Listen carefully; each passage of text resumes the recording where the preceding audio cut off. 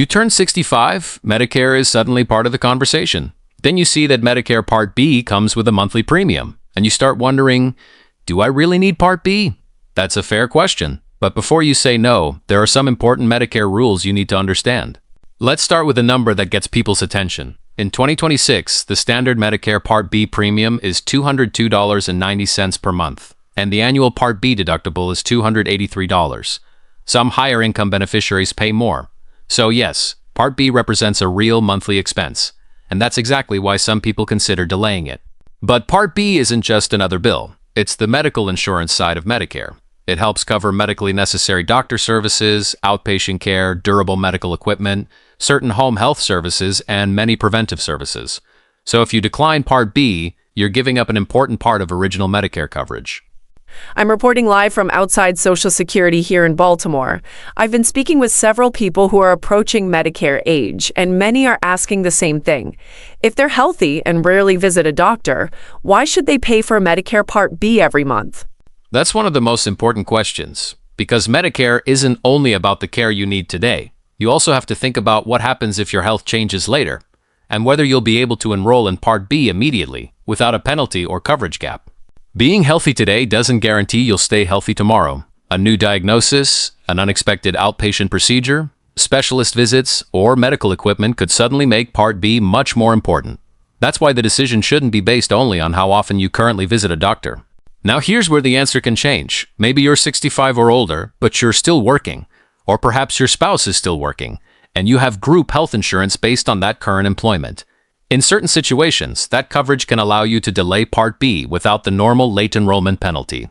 But don't simply assume, I have employer insurance so I don't need Part B. How your employer plan coordinates with Medicare matters. Before delaying Part B, ask your employer's benefits administrator whether Medicare would be primary or secondary, and whether you need Part A and Part B for your job-based plan to pay correctly.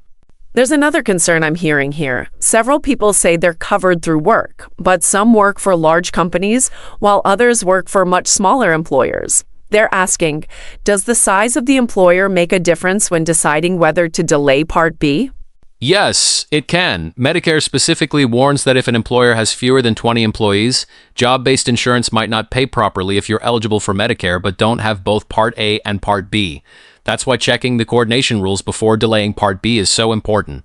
This is really a coordination of benefits question. Which insurance pays first? Which insurance pays second? Those answers can depend on your employment and coverage situation. So don't cancel or delay Medicare based on advice from a friend or coworker. Ask specifically how your employer plan coordinates with Medicare. Another phrase you need to remember is current employment. The Part B Special Enrollment Period we're discussing is connected to group health coverage based on your current employment or your spouse's current employment. That's different from simply having some form of health insurance after retirement. COBRA deserves special attention. Choosing COBRA doesn't extend the 8-month Part B Special Enrollment Period based on current employment. That clock can start when the employment ends or when the job-based health coverage ends, if that happens first. So don't assume COBRA lets you postpone Part B indefinitely. That's creating some confusion here. People I've spoken with want to know, if they retire and keep some other coverage afterward, when does the Medicare clock actually start? How long do they have to enroll in Part B without facing the normal late penalty? For someone who qualifies for the employment-based special enrollment period, the key number is generally 8 months, but the timing depends on when the employment or qualifying job-based coverage ends, and COBRA doesn't stop that clock. If you qualify, you can generally enroll in Part B while you're still covered through current employment or during the 8-month special enrollment period afterward. That window starts after the employment ends or after the group health coverage based on that employment ends, whichever happens first. But 8 months doesn't mean you should intentionally wait 8 months. If you want Medicare to take over when your employer insurance ends, planning ahead is much safer. Medicare advises people who want Part B to begin when job-based coverage ends to sign up before that coverage ends. The goal is to avoid an unwanted gap. Now let's talk about the late enrollment penalty. If you could have enrolled in Part B but didn't, and you don't qualify for a special enrollment period, your premium can increase by 10% for each full 12-month period you could have had Part B but didn't. And that increase can last a very long time. Here's Medicare's own type of example. Suppose you delayed Part B for 2 full years and didn't qualify for a special enrollment period. That's a 20% late enrollment penalty. Using the 2026 standard premium of $202.90, the resulting monthly amount is about $243.50. And here's the part people sometimes misunderstand. The Part B penalty usually isn't a one-time charge. In most cases, you pay the increased Part B premium for as long as you have Part B. So saving money by delaying coverage today could create a higher Medicare premium later. People here are asking a very practical question. What if someone skips Part B because they're healthy? Then 2 or 3 years later, their health changes. Can they simply call Medicare, sign up immediately, and start using Part B? Not necessarily. If you don't qualify for a special enrollment period, you may have to use Medicare's general enrollment period. So Part B isn't always something you can simply switch on the moment a medical problem appears, and a late enrollment penalty may also apply. The general enrollment period runs from Januar 1 through März 31 each year. If you need Part B and don't qualify for another enrollment period, this may be when you have to sign up. Under current rules, coverage generally begins the month after you enroll. That means timing still matters. Imagine needing outpatient medical care, but discovering you can't simply backdate Part B to cover earlier bills. Depending on when you enroll and your circumstances, you could face a period without Part B coverage. That's another reason to think carefully before declining it. If you delayed Part B because of qualifying current employment coverage, you may need documentation when enrolling later. 2 important names to remember are CMS-40B and CMS-L564. These forms are commonly associated with Part B enrollment after job-based coverage. CMS-40B is the application for enrollment in Medicare Part B. This is the Part B enrollment application. Social Security also provides an online submission option for CMS-40B. Always use the latest instructions from Social Security rather than relying on an old video or outdated form process. CMS-L564 is the request for employment information. It helps document the employment and group health coverage connected to your special enrollment period. So if you're planning to delay Part B while working, keeping good records of your employment and health coverage can make the transition easier later. Another group here has a different concern. They're still working, they have high deductible health plans, and they're contributing to health savings accounts. They're asking whether Medicare changes their ability to keep putting money into an HSA. Yes, and HSA users need to be especially careful with Medicare timing. Once you have Medicare, you generally can't continue making HSA contributions, and premium-free Part A can sometimes be retroactive when someone enrolls later. That timing can create tax consequences. If you have Medicare, you're no longer eligible to contribute to an HSA. That doesn't mean you lose the money already in the account. The issue is new contributions. So if you're working past 65 and using an HSA, Medicare enrollment should be coordinated carefully with your HSA contribution schedule. Here's why timing can become tricky. For certain people who enroll in premium-free Part A after age 65, Part A can be retroactive for up to 6 months.